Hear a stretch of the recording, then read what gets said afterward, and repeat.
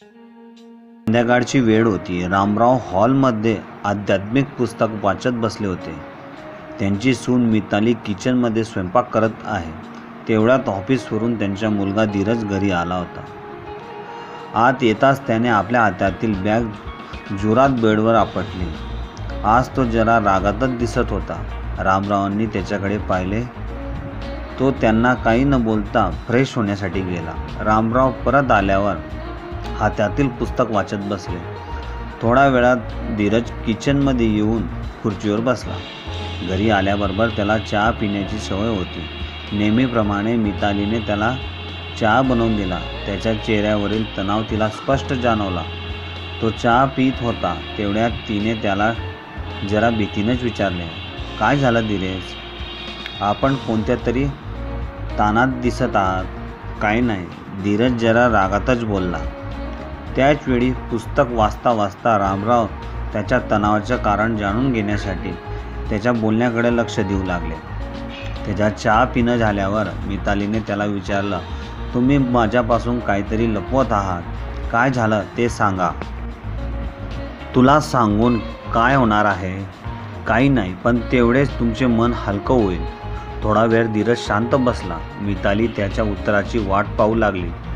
रामराववरही त्याच्या बोलण्याकडे लक्ष देऊ लागले, कारण काही दिवसापासून धीरजचा स्वभाव जरा जास्त चिडचिड झाला होता. रामरावांना तर तो जास्तच बोलत नव्हता.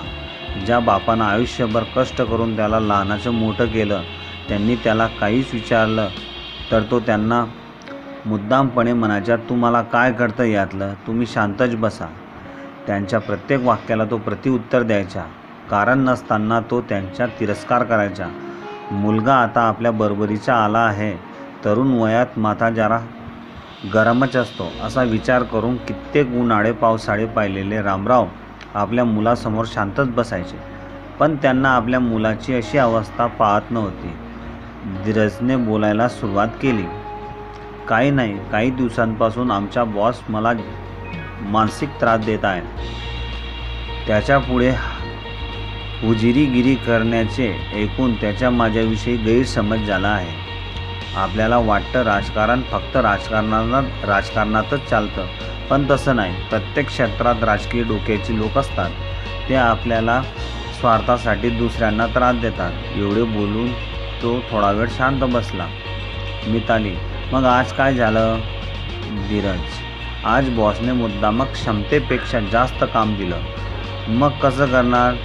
तरी मी पुरेपूर प्रयत्न केले. वेळेत काम न झाल्याने बॉसने सर्वांसमोर माझा अपमान केला.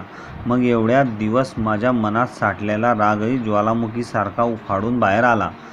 मग मीही त्याला अरे तुऱ्यावर येऊन बोललो. शेवटी रागात तुझ्या नोकरीवर लाथ मारतो म्हणून निघून आलो. थोडा वेळ सर्वच जण शांत बसले.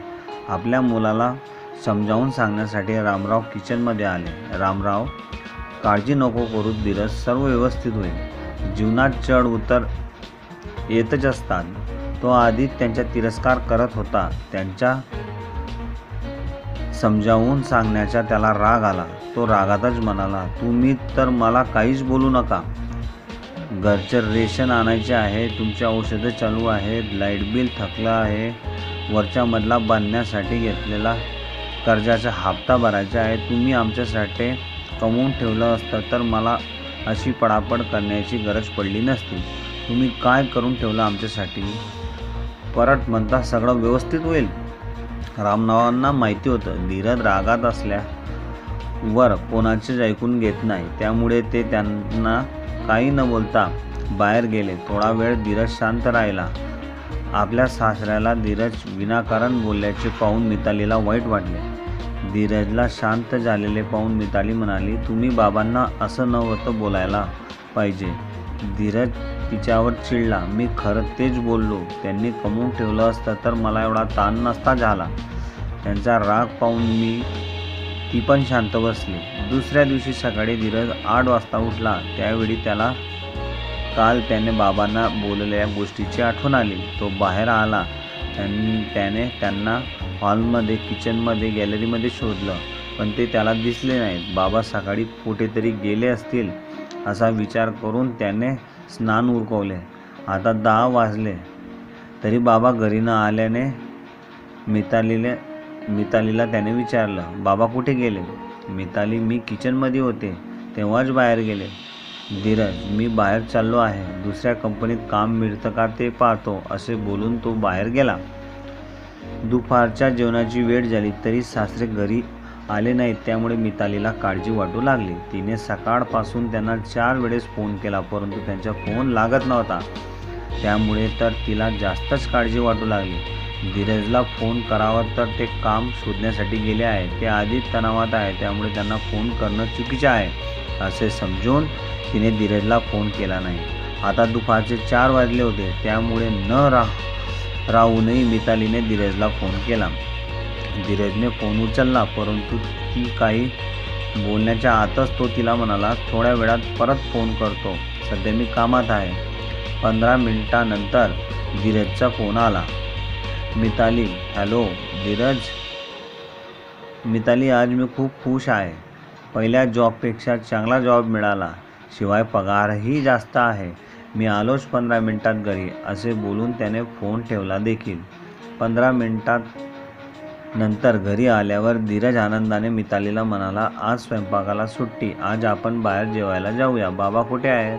मिताली, बाबा सकाळपासून घरी आलेच नाहीत, त्यांनी फोनही बंद आहे. तुम्ही कामात असाल म्हणून मी तुम्हाला फोन केला नव्हता. ज्यावेळी फोन केला तेव्हा तुम्ही ऐकून घेतलं नाही. तिचे बोलणे ऐकून धीरज काळजीत पडला. त्याला रात्री वडिलांना बोलण्याचा पश्चाताप झाला. तो थोडा वेळ शांत बसला, मग त्याने त्यांच्या मोबाईलवर फोन लावून पाहिला. फोन बंदच होता, त्यामुळे तर त्याला जास्तीच ताण आला. मी बाबांना बाहेर शोधून येतो, असे बोलून तो बाहेर देखील गेला. रात्री 8:30 वाजता तो घरी आला. मिताली त्याची वाटच पाहत होती. धीरजने तिच्याकडे प्रश्नार्थक नजरेने पाहिले. तिने नकारार्थी मान हलवली. बाबा अजूनही घरी आले नाहीत हे त्याला कळाले, त्यामुळे तो डोक्याला हात लावून खुर्चीवर शांत बसला. मितालीने जवळ येत त्याच्या खांद्यावर हात ठेवला. त्याला गैरवरून आलं. त्याचे डोळे पाणावले. तो मितालीला, मी खरंच काल बाबांना बोलायला नव्हतं पाहिजे. माझ्यासोबत 3 बहिणींना लहानाचे मोठे केले, 4घांचे लग्न करून दिले, सर्वांना उच्च शिक्षण देऊन आपापल्या पायावर उभं केले. हे घरही त्यांनीच घेतले आहे. मी फक्त वरच्या मजला बांधला आहे. आईला कर्करोग होता. तिच्या आजारपणात पाण्यासारखा पैसा खर्च केला, तरी आई अर्ध्यावरच त्यांना सोडून गेली. पण त्यांनी आम्हा भावंडांना कधी आईची कमतरता जाणू दिली नाही. त्यांनाही घर सांभाळता तारेवरची कसरत करावी लागली, पण ते खचले नाहीत. त्याबद्दल त्यांनी आम्हाला रागराग केला नाही. मी आता कुठे कमवायला लागलो तर मला ते जड वाटू लागले. खरंच माझं चुकलं. मी त्यांना असं नव्हतं बोलायला पाहिजे. ते त्यामुळे रागाने बाहेर गेले. ते नक्कीच माझ्या कोणत्या तरी बहिणीकडे गेले असतील. आता त्याही माझ्यावर रागवतील. ज्यांना मला इतक्या वर्ष सांभाळले ते मला काही दिवसातच जड वाटू लागले. मी स्वतःला कधीच माफ करू शकत नाही. मितालीच्या डोळ्यात पाणी आले.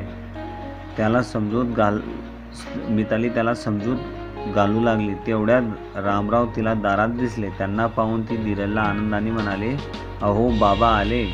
धीरजने दरवाजाकडे पाहिले. त्यांना पाहून तोही आनंदाने उभा राहिला. रामराव घरामध्ये आले. धीरजने त्यांना पायापासून डोक्याच्या केसापर्यंत न्याहाळले. त्यांचे कपडे मळाले होते. चेहऱ्यावर धूळ जमा झाली होती व काळे डाग पडले होते. त्यांना त्या अवस्थेत पाहताच त्याने विचारले, बाबा तुम्ही तुमच्या जुन्या फॅक्टरीमध्ये गेला होता का? त्यावर रामराव हसतच म्हणाले, रात्री तुला परेशानीमध्ये पाहून मला राहवलं नाही. मी विचार केला, माझ्याने जेवढं काम होईल तेवढं करून तुला पैशांचा थोडाफार हात लावला पाहिजे. धीरजला गैरवरून आलं. तो म्हणाला, बाबा मी रागात तुम्हाला बोललो होतो. तुम्ही मनाला लावून घेऊ नका. खरं तर तुम्ही आमच्यासाठी जेवढं केलं आहे त्याची परतफेड कधीच होऊ शकत नाही. आता आम्हाला तुम्ही हवे आहात, तुमचे पैसे नाही. मला पहिल्यापेक्षा चांगला जॉब मिळाला आहे, पगारही जास्त आहे. त्यामुळे तुम्हाला काम करण्याची गरज नाही. मी तुम्हाला यापुढे कधी दुखावणार नाही. मला माफ करा. रामराव म्हणाले, माफ करायला मला तुझ्या बोलण्याच्या वाईट वाटलेच नाही.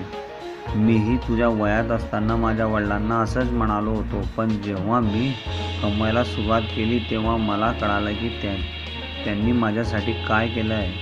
बाप कुणाचे चटके सहन करतो, पण आपल्या परिवाराला झळ लागू देत नाही. मी तुझ्यासाठी काय केले आहे तुला आज नाही कळणार, जेव्हा तू बाप होशील तेव्हा कळेल. त्यांच्या बोलण्यावर मिताली म्हणाली, खरं बोलताय बाबा तुम्ही.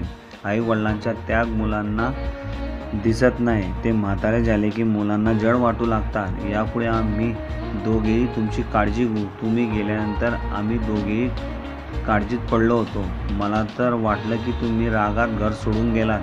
त्यावर रामराव म्हणाले, हे घर माझे आहे. मी घरातून बाहेर कधीच जाणार नाही. आता तुम्हालाच माझ्या घरातून बाहेर जावं लागेल. त्यांचे बोलणे ऐकून ते दोघंही काळजीयुक्त नजरेने त्यांच्याकडे पाहू लागले. त्यावर रामराव त्यांच्याकडे हसत पाहत म्हणाले, मी मजाक केली तुमची. तुम्हीच माझे घर आहात. माणसाचीच खरी ताकद हे त्याचे कुटुंब असते. मी तुमच्याशिवाय कसं राहू शकेल. चला आता जेवण करून घेऊयात. मला खूप भूक लागली आहे. त्यावर मिताली म्हणाली, बाबा आज हेच आपल्याला बाहेर जेवायला घेऊन जाणार आहेत. आम्ही तुमच्यामुळेच थांबलो आहोत. त्यावर रामराव म्हणाले, चला आज मीच तुम्हाला जेवायला बाहेर घेऊन जातो. त्यांचे बोलणे ऐकून धीरज व मिताली दोघेही खूप खुश झाले. ते तिघेही आनंदाने बाहेर जेवायला गेले.